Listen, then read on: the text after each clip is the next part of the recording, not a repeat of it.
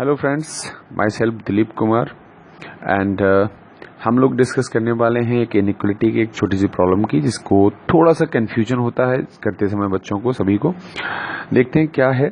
Statement आपको दे रखा है A is equal to B and B is greater to C and C is less than D and D is equal to M और M is greater than N.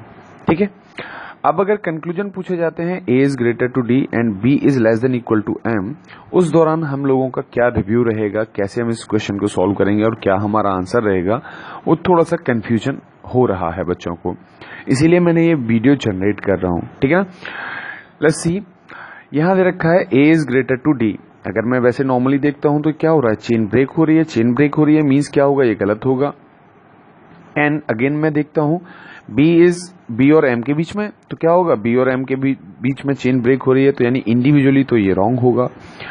अब अगर हम थोड़ा सा ध्यान दें और थोड़ा सा इसके बेसिक कॉन्सेप्ट को समझें, तो इनइक्वलिटी सिर्फ होता है वैल्यूज की डिपेंडेंट, यानी कि जो वैल्यूज दे रखी होती हैं वो ग्रेटर, लेस देन और इक्वल टू वाले फॉर्म में दे रखी होती हैं, उन चीजों को हमें अप्लाई करना होता है। तो ऑलवेज रिमेंबर कि अगर मैंने बोला है A is equal to B, यानी मैं ए की वैल्यू और बी की वैल्यू जो है वो दोनों बराबर में यूज कर सकता हूं, है ना। तो जहां भी ए दे रखा है वहां मैं बी यूज कर सकता हूं, या फिर जहां पर बी दे रखा है वहां मैं ए यूज कर सकता हूं, क्योंकि दोनों की वैल्यू तो सेम होगी। ठीक है। सो उसी कॉन्सेप्ट को थोड़ा सा आगे बढ़ाते हुए अगर मैं लिखना चाहूं तो क्या मैं ए ग्रेटर देन डी को ए की जगह पर मैं बी को रिप्लेस नहीं कर सकता? कर सकता हूं। तो बी और ग्रेटर का सिंबल उसको एज इट इज रख लिया, और देन क्या है आपका डी, तो डी को मैं बराबर एम के नहीं रख सकता, क्योंकि डी और एम भी तो इक्वल हैं।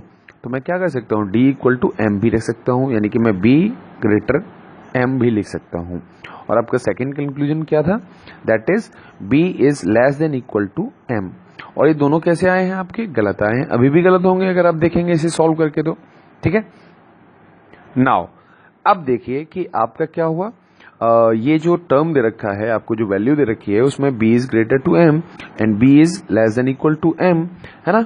And both conclusion are wrong individually, element are same, three different symbol are used between them.